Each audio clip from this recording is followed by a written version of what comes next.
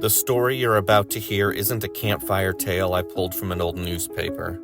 It's not a rumor that I found passed around the internet.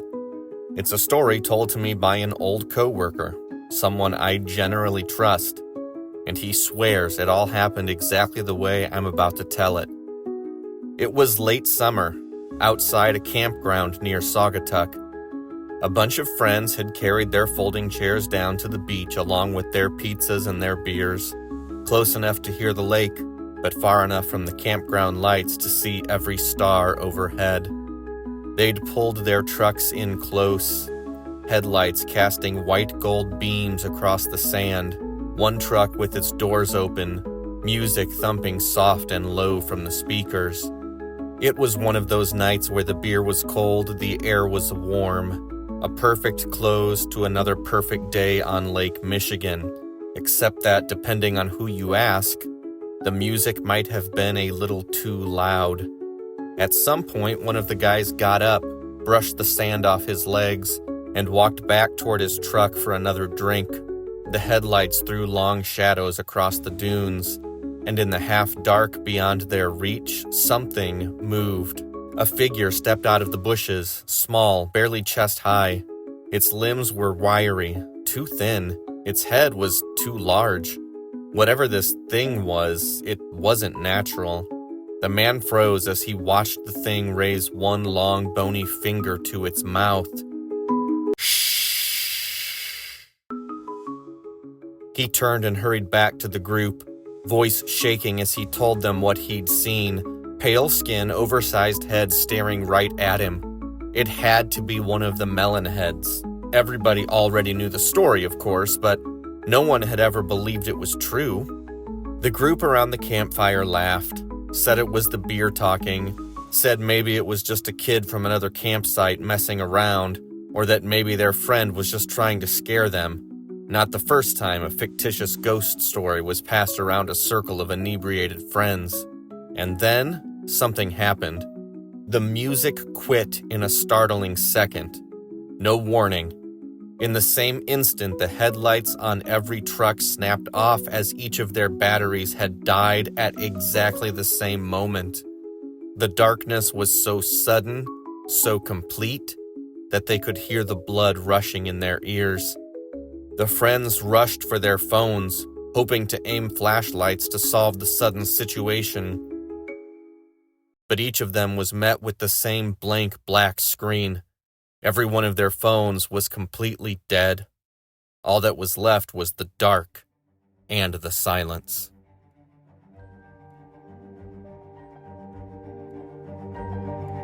Hello and welcome to A Bend in Time, presented by the History Museum in South Bend. I'm your host, Aaron Helman, and during this series we are going to dive into some of the spooky stories that you'll find around Michiana. From ghost stories to true crime to unbelievable myths, legends, and folklore. We will take a few historical liberties with the content of some of these stories because by nature, they're rooted in rumor and legend and not historical fact. But that doesn't mean we won't learn plenty of history along the way. And my goal is to help you learn something, stay entertained, and maybe scare you out of your socks while we're at it. During the course of this episode, you'll hear fictional advertisements for very real historical companies and products. We do that to help break up the podcast, provide some levity, to include just a little more history than we could otherwise, and to give you a sense of the time and place when and where all of this is happening. And now, with all that out of the way, let's go on a road trip to Southwest Michigan, where we'll explore the kinds of ghost stories any South Bender might encounter on their annual pilgrimage to the beach. The drive to the beach is not a long one, and it's a drive you've probably taken before, past the fruit stands with their hand-painted signs for peaches and blueberries, past the antique shops where the front porch sags just enough to creak under your step. The air changes when you get closer to the lake, cooler and heavier, carrying that faint tang of fresh water and sand. First past St. Joe, then South Haven, and at last past Saugatuck. Then, just barely past Saugatuck, just on the other side of the Kalamazoo River, there used to be a town here, and there probably still is. It's just buried beneath the sand now, You might have even stood on top of it before. Singapore, Michigan. Founded in 1836 by a land speculator named O'Shea Wilder, Singapore was supposed to be a port town to rival Chicago or Milwaukee. It had deep water access, sawmills, hotels, a general store, even Michigan's first schoolhouse. In the boom years, it was busy and optimistic, the kind of place that printed its own money because it was certain it owned the future. But after the Great Chicago Fire of 1871, Chicago needed lumber fast, and Singapore had it. The protective forests around town were stripped bare to feed the rebuilding effort, and when the trees were gone, there was nothing left to hold back the sand. Over the next few years, the dunes began to move, slow but relentless, and not that slow, swallowing houses, streets, even the mills that had once powered the town's success. Singapore was wiped out, not by fire, but instead by greed. The people in charge of things knew how sand dunes formed, and they knew exactly what would happen. This wasn't an accidental erasure. It was a calculated loss. They knew what they were doing, and they did it anyway. But they might have been surprised at how fast it all happened. It took less than 4 years for the sand to overtake the town, a hungry nature eager to reclaim its wood. Ever since, the remains of Singapore have been entombed beneath a set of dunes that were never an original feature to this specific slice of Michigan. You can go and look at it today. There's nothing left, or at least almost nothing. Singapore's Lady in White is said to appear when the sun dips low and the light turns the dunes the color of pale gold. Hikers have caught sight of her high on the ridge, a lone figure in billowing white that ripples in the wind. Some say she's a widow, one of the last to leave as the sand dunes claimed her home, still searching for the family she lost. Others claim she drowned in the lake when a storm overtook a schooner bound for Chicago, and her spirit washed ashore to wander forever near the place she once lived. She never calls out, she never waves, she only walks, keeping just enough distance that no one ever quite sees her face. And if you follow her into the dunes, people say you'll lose your bearings almost immediately no matter how well you know the trails.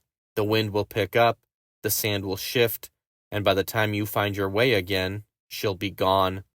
If you believe the stories, long after the dunes took Singapore, the Lady in White is still trying to find it.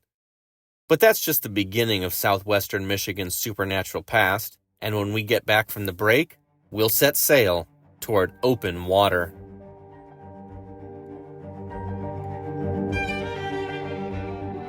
With bustling sawmills, a deep-water harbor, fine hotels, and prosperous shops, Singapore is the gem of Lake Michigan.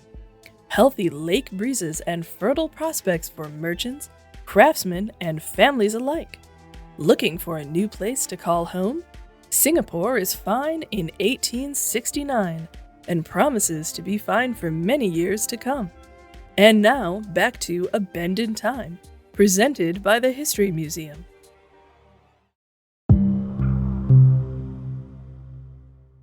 We leave Singapore and head south for St. Joseph, a summer beach town if there ever was one. But this place feels different when the winter comes. Where summer brings sailboats and sunlit shores, winter brings a frozen steel-gray expanse, and the lighthouse at the river's mouth transforms from beacon to sentinel. It was from that harbor that the steamship Chicora departed in January 1895, bound for Milwaukee with a hold full of flour. Built just a few years earlier, she was a marvel, the kind of ship called the Queen Mary of the lake. But halfway across Lake Michigan, a deadly blizzard struck. Ice spattered the decks, the wind howled, and the Chicora disappeared without a trace. All hands were lost. Debris washed ashore, barrels, a part of the wheelhouse, driftwood from her decks. But the ship and her crew vanished beneath the waves, never to be seen again. The Chicora remains one of Lake Michigan's many undiscovered wrecks. Chicago writer Nelson Algren breathed life back into her name decades later in his poetic essay Chicago, City on the Make. He writes, Who now knows the sorrowful, long-ago name of the proud steamer Shikara, down with all the hands in the ice off South Haven, sunk under the ice in the waves off South Haven, sunk with all hands for good and forever, for keeps and a single day. It's been 130 years since the boat sank, and no one's ever found her wreckage. But if you talk to the locals, they'll tell you that there are still clues. During blizzards far out on the water, lights appear where no boat could possibly be, small golden orbs that sway and dip like lanterns in a sailor's hand. Sometimes there's just one, other times a string of them, as if the whole crew is still working the deck. On certain nights the fog rolls in thick, and you can still hear a sound of a deep, slow toll. They say it's the old boat's bell swinging slowly in the wind. Old fishermen talk about being out on the pier when the lake is frozen and hearing the deep shivering wail of a steamship calling through the dark. They say it comes from somewhere out past the ice where the Shikara went down, and once you hear it, you can't shake the thought that she's still out there pushing through the snow, trying to find her way home. Of course, the Shikara is not nearly the only vessel that Lake Michigan has claimed for its own, and it's not the only one that comes with a ghost story. It was also here at St. Joseph in 1908 that the Nevada, a steel-hulled freighter, was making her way north with a load of iron. Somewhere off the Benton Harbor shore, fire broke out in her holds.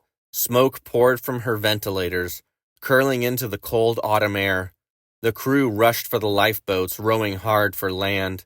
But Captain Martin, a veteran of the lake, stayed aboard, fighting the flames until it was too late.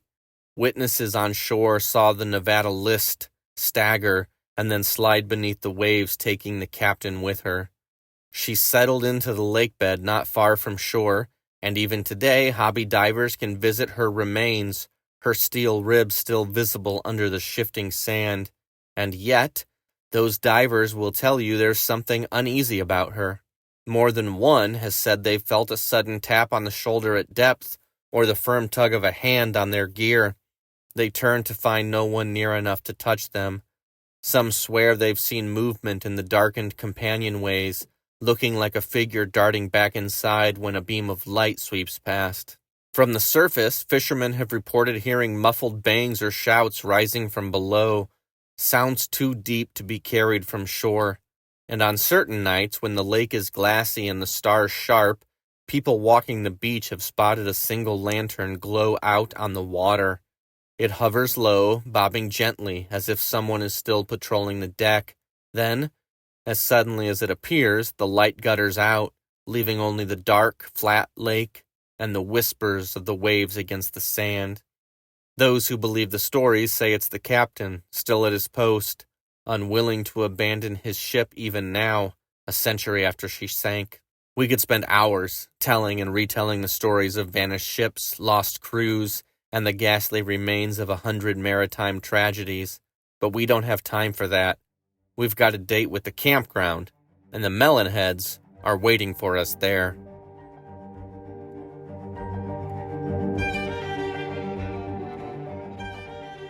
Tired of the drudgery of wash day? Let the Upton electric washer do the hard work for you.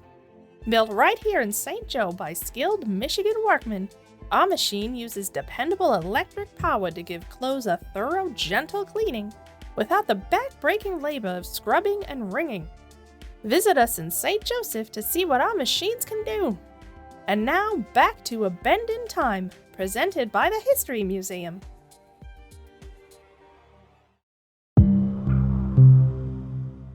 The Felt Mansion stands just inland from the Lake Michigan shore, in the rolling wooded dunes of Allegan County. Built in 1928, it was the vision of Dorr Felt, an inventor and industrialist who made his fortune with the comptometer, the world's first commercially successful adding machine. Felt named the estate for his wife Agnes, and it was meant to be a place of leisure and family gatherings, a summer retreat from the hustle-bustle of Chicago. It took 3 years to complete the home. By then, it had all the flourishes you would expect from a man who made his fortune young and wanted to live surrounded by beauty: Italian marble floors, ornate plaster ceilings, carved woodwork, and a grand central staircase sweeping up to 3 floors of bedrooms. But the Felts barely had time to enjoy it. Agnes died less than a year after moving in. Dorr followed her 3 years later. After their deaths, the property moved from one hand and then into another. In the 1940s, it became a Catholic cemetery. In the 1970s, the Michigan State Police used it as a post and training facility. For a time, it was even a home for wayward boys, the kind of institution that, in the right storyteller's hands, can sprout 100 rumors all on its own. By the 1990s, it had fallen into disrepair, boarded up and left to the elements, until a local restoration effort brought it back to its original elegance. That is the real history. The other story, the one that's earned the mansion a place in Michigan's stranger folklore, and the reason you're listening to this podcast in the first place, well, that story starts during those institutional years, when the mansion was a home, or maybe a prison, for wayward boys. The legend says that during its time as a boys' home, cruel experiments were conducted on its residents in secret. Depending on who's telling it, the details change. Sometimes it's a rogue doctor, other times a corrupt state program. In every version, the children are subjected to procedures or treatments that leave them deformed. The most memorable detail, and the one that gives them their name, is the oversized, bulbous heads said to result from whatever was done to them, resting on small, wiry bodies. They say that one night the children escaped. In some tellings, they killed the headmaster before fleeing. In others, they simply vanished into the surrounding dunes and swamps. The police searched the woods for days but never found them. Those who believe the legend say they've been living there ever since, raising their own children who share their same strange appearance. In some tellings, those bizarre experiments have left the Melon Heads with strange telekinetic powers, like the ability to control electrical fields. And that's where the sightings begin. Drivers on rural Allegan County roads tell of small figures darting across the pavement, pale in the headlights. Hikers say they've heard footsteps keeping pace with them in the brush, followed by whispers, never quite close enough to make out the words. Sometimes it's a flash of movement in the tree line, just a glimpse of skin that looks too white, a head that looks too large. The bravest teenagers turn it into a dare. They drive out to the old mansion after dark, park at the edge of the woods, and kill their headlights. In the silence, they wait. Nothing happens for a while, at least until it does. Maybe it's a shadow moving where no shadow should be. Maybe it's a single figure stepping into view just long enough to lift a thin, bony finger to its lips. Shh. And that's where we circle back to that beach outside Saugatuck, to my friend, the one who swears he saw a tiny pale figure emerge from the bushes and make that same gesture. He told that story to his friends that night, and they didn't believe him. But later, when every light, every phone, and every battery on that beach died at the exact same moment, he started thinking about the Melon Heads again, about how close they might have been to the mansion that night, about how maybe, just maybe, he hadn't imagined any of it. The mansion still stands, its lights glowing warm against the trees, but if you visit after dark, remember this. In Allegan County, some stories don't stay in the past. Some of them are still out there, watching.